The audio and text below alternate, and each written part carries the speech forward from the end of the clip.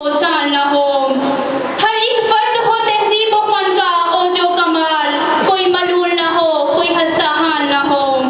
खुदा करे तेरे इश्क भी हम वतन के लिए, हयात जुल्म न हो, जिंदगी वबाल न हो। जनाबे वाला, क्या ये मौजूदा खुदाबंदी नहीं था कि अपने खुदा के हुजूर मोहब्बत की अर्जी रखी और 7 वर्ष की कलील तर मुद्दत में समझ पाया। जनाबे वाला, रूहे ज़मीन पर मालूम तारीखें इंसानी में 3 साल कहीं नहीं मिलती। लोग कहते हैं कि हमने फकत एक मुल्क बनाया था, रियासत का महल वजूद अमल में लाया था।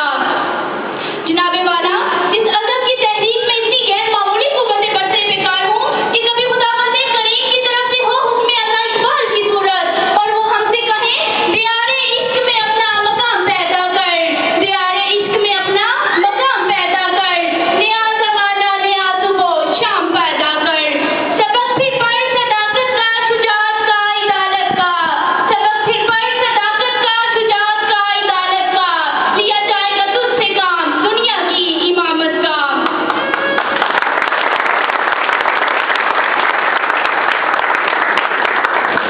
और कभी खुदा का इनामदार सल्लल्लाहु अलैहि वसल्लम ख्वाब में तशरीफ लाकर मायूस मुजाहिद को तलकीन जहाद करें और अपनी रूहानी तारीफ की बशारत देते हुए फरमाएं कि हिंदुस्तान वापस जाओ, पाकिस्तान का मुकदमा लड़ो, तुम्हें चुन लिया गया है। तो कभी उलमाए बच्चाई को ज़रे दीदार बख्शें और एक परचम तले करते होने का हुक्म सादिर फरमाएं और कहें, खबरदार मोहम्मद अली की मुखालफत न करना। तो हम क्या समझें? कुव्वते इश्क से हर तह को बाला करते, कुव्वते इश्क से हर तह को बाला करते, दहर में इसमें मोहम्मद से उजाला करते। जनाबे वाला, 6 फरवरी 1948 को कराची में कायदे-आज़म मोहम्मद अली जना ने ख़वातीन को मुखातिब करते हुए फरमाया था कि आपके पास कामयाबी की कुंजी आपकी आइंदा नस्ल है। अपने बच्चों की इस तरह तरबियत कीजिए कि वो पाकिस्तान के काबिल फख्र शहरी और सिपाही बन सकें। अगर आप माएँ अपने बच्चों में वतन पर मिटने का जज्बा बरतें तो आप भी कई कायद, कई इकबाल और कई जांबाज सियाने पैदा हो सकते हैं, जिन पर वतन की मट्टी ता क़यामत फख्र कर सकती है। जनाबे वाला, आज ज़रूरत इस अमर की है कि हम अपने कायद के नक्शे कदम पर चलते हुए अपने जुज़िया-ए अमानी को जिंदा करके कायद के असल पाकिस्तान की हिफाजत और तकमील का फरीज़ा सरअंजाम दें, जो इसी सूरत में मुमकिन है कि हम अपने कायद जैसे अज़ीम, मुखलिस और बाक़ीदार और ऐसा मसीहा तलाश करें जो हमें मौजूदा मसाइल की दलदल से निकालकर जानिबे मंज़र रवा दमा कर सके। जनाबे वाला, ये मसली हकीकत है कि निजात दहिंदा और मसीहा आसमानों से नहीं उतरता, बल्कि ये कौम के अंदर ही मौजूद होता है, मगर मफादपरस्त अनासिर के मकरो फरेब और लूट मार थकावत में खास अहम बनने की वजह से अवाम की तरफ मबजूर नहीं होता। अल्हम्दुलिल्लाह, वतन अजीज में ऐसा मसीहा और निजात दहिंदा मौजूद है जिसकी दीन इस्लाम और पाकिस्तान के लिए खिदमत अज़ल मिनल शम्स हैं और जिसने अपनी खुदादार सलाहियतों से पाकिस्तान की धरती पर ऐसे मुस्बत और अलमी नकुसब किए हैं जो क़यामत तक कायम रहेंगे इंशाअल्लाह। और वो अजीम क़यादत, आलमी सफ़ीर अमन, उम्मत के मसीहा, निजात दहिंदा शेखुल इस्लाम डॉक्टर मोहम्मद ताहिर अल कादरी हैं, जिनकी शख्सियत का जायजा लिया जाए तो इल्लामा इकबाल के ये अशआर पर सादिक आते हैं। यकीन महकम अमल पहम मोहब्बत फातिह आलम, यकीन महकम अमल पहम मोहब्बत फातिह आलम, जहादे जिंदगानी में यह मर्दों की शमशीरें, निकाह बुलंद सहन दिल नवाज जां बरसूद, निकाह बुलंद सहन दिल नवाज जां बरसूद, यही है रफ्ते सफर मीरे कारवां के लिए। और आखिर में इन अल्फाज पर इजाजत चाहूंगी, आओ हम सब मिलकर शहीदाने सदाकत के हजूर एक नया अहद करें, एक दुआ ये मांगे, हिस्साए पाक में तकमीले मोहब्बत के लिए, अपनी इज्जत के लिए, अपनी शराफत के लिए, अपने किरदार को तो हितमा रखेंगे, अपने एहसास का दरवाजा खुला रखेंगे, अपने एहसास का दरवाजा खुला रखेंगे। अल्लाह हम सब का हामी और नासिर।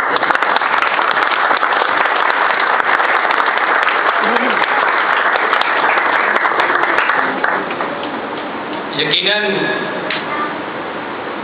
कुव्वत ایمانی اور حب الوطنی کو تحریک پہنچی ہوگی اس بیٹی کے ان جذبات سے اور خیالات سے.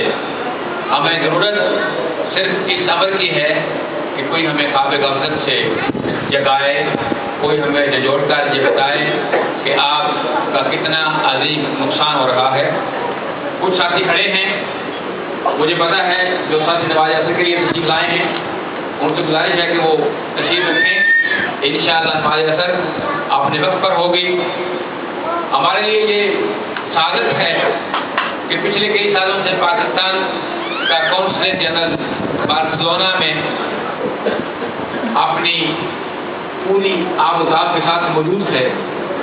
ورنہ 1997 جب پاکستان 50 سال کا ہوا تھا، وہ مجھے یاد ہے کہ پاکستان امبیسی میرٹ سے ایک فن سیکٹری تشریف لائے تھے پاکستان کی گولڈن جوبلی تقریب میں شرکت کے لیے، اور شاید وہ پاکستان کی پورے اسپین میں باہر تقریب تھی.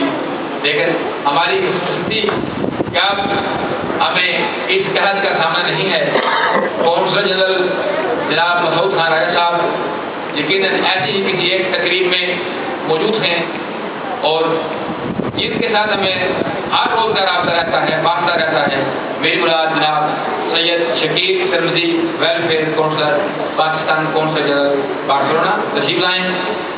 ان کی بے پناہ مصروفیت تھی، لیکن یہ ان کی آپ کے ساتھ اور وطن کے ساتھ محبت ہے، کمٹمنٹ ہے کہ وہ اپنی تمام تر مصروفیات کے باوجود اس تقریب میں تشریف لائے. تالیوں کے ساتھ سید شکیل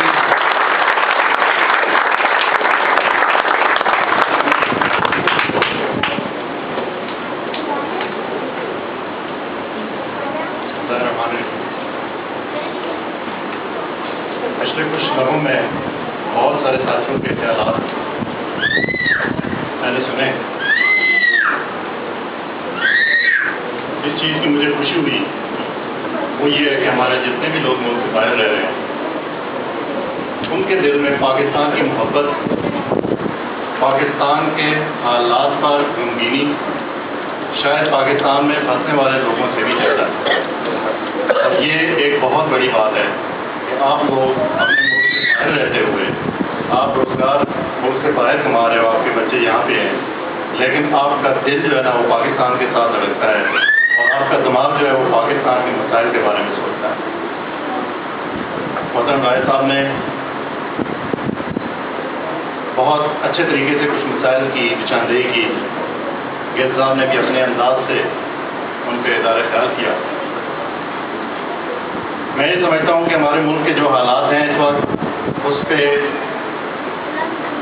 پریشان ہونا ایک قدرتی عمل ہے. اقتصادی بدحالی، سیاسی افسری، دہشت گردی. آپ بھی جب میری طرح ٹی وی لگاتے ہوں گے تو شاید تھوڑی دیر بعد بند کر دیتے ہوں گے،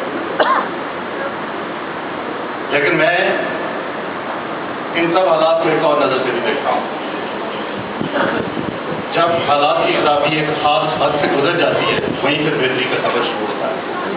اور یہ میرا یقین ہے، میرا ایمان ہے، اور یہ میرے دل کی دعا بھی ہے کہ وہ بہتری کا سفر ان قریب شروع ہونے والا ہے. اس طرح کی بے شمار دنیا میں مثالیں موجود ہیں. بہت ساری قومیں جن حالات سے ہم گزر رہے ہیں اس سے بھی برے حالات سے گزر رہے ہیں. جو ہمارے بزرگ ساتھی ہیں ان میں سے بہت سارے ان حالات سے بخوبی واقف ہیں. ہم جس ملک میں ابھی کھڑے ہیں اور رہ رہے ہیں، یہ اس کی ایک مثال ہے. 40 سال تک اس پہ جو ہے وہ ڈکٹیٹرشپ رہی، دہشت گردی کے مسائل رہے، اقتصادی طور پہ ایسے ایک ناکام ملک کہا گیا. یورپین کہتے تھے کہ یہ ہمارا واحد ایک ملک ہے جو ناکام ہے. لیکن 35 سال کے قلیل عرصے میں 35 سال قوموں کی زندگی میں کوئی مدت نہیں ہے. یہ ملک دنیا کے ترقی یافتہ ملکوں میں شامل ہو چکا ہے. اس وقت اس کی معیشت دنیا کی 10ویں بڑی معیشت ہے، اور اس کی جو فیصد آمدنی ہے دنیا میں 11 نمبر پر ہے. یہ ایک بہت بڑی اچیومنٹ بھی ہے، اور یہ ہمارے لیے ایک نشان منزل بھی ہے کہ اگر آج بھی ہم اپنے آپ کو ہر بندہ بھی سدھار لیں، اپنی ڈائریکشن بھی ٹھیک کرے، اور جس بھی پوزیشن میں وہ کھڑا ہے اس کو استعمال کرتے ہوئے وہ ملک کے بارے میں سوچنا شروع کر دے، اور اس کو آگے لے کے چلیں تو آپ یقین کریں یہ جو بچے جو اس ملک کے کرانے آج جا رہے تھے یہ جب جوان ہوں گے اور یہ ہماری عمر کی ہماری حدوں کو چھوئیں گے تو یہ بھی اپنے ملک کے بارے میں دنیا میں فخر سے بتائیں گے اور اس کے ساتھ ان کا تعلق ایک فخر اور تکبر والا ہوگا. یہ کوئی بہت مشکل چیز نہیں ہے, یہ صرف ایک صنف میں روانہ ہونے کی بات ہے اور انشاءاللہ مجھے یقین ہے جیسے گل صاحب نے کہا نظام میں کچھ خرابیاں ہیں ہوتی ہیں وہ دور اگر ہوتی ہیں اس ملک میں بہت پوٹینشیل ہے, یہ ملک بہت آگے جائے گا, یہ ہم سب کا یقین بھی ہونا چاہیے, ایمان بھی ہونا چاہیے. اس موقع کے مناسبت سے میں سوچ رہا تھا کیا بات کی جائے. اس سے بہتر بات کیا ہوگی حضرت قائد اعظم جو ہمارے ملک کے بانی ہیں, ہمارے رہنما ہیں, جن کی قیادت میں ہم نے ملک حاصل کیا. انہوں نے 3 اصول بتائے. میرا خیال ہے وہ 3 اصول کسی بھی پاکستانی قوم کے لیے کسی بھی موقع پہ رہنمائی کے لیے وہ کافی ہیں اور اس پہ دل و دماغ سے اور عمل پیدا ہو کر ہی ہم آگے بڑھ سکیں گے. اور وہ ہیں اتحاد, ایمان اور تنظیم. اگر آج ہم میں سے ہر کوئی اپنے آپ کو اس کسوٹی پر رکھے کہ ہمارے قائد نے ہمارے لیے جو یہ اصول بنائے ہیں, میں اتحاد کے بارے میں میرے کیا کنٹریبیوشن ہے, ایمان میں میرا کیا مقام ہے اور تنظیم اور ڈسپلن کے لحاظ سے میرا کیا رتبہ ہے, میرا خیال ہے ہم میں سے, میرے سب سے پہلے میں اور باقی میں بات کروں گا, ہر بندے کو پتہ چل جائے گا کہ کیا ہم اس عظیم قائد کے دیے ہوئے فارمولے میں عمل کر رہے ہیں نہیں. اور یقین کریں جب تک ہم اس پہ عمل نہیں کریں گے ہم اس ملک گیری کی یہ جو ہماری سوچ ہے اس میں کامیاب نہیں ہوں.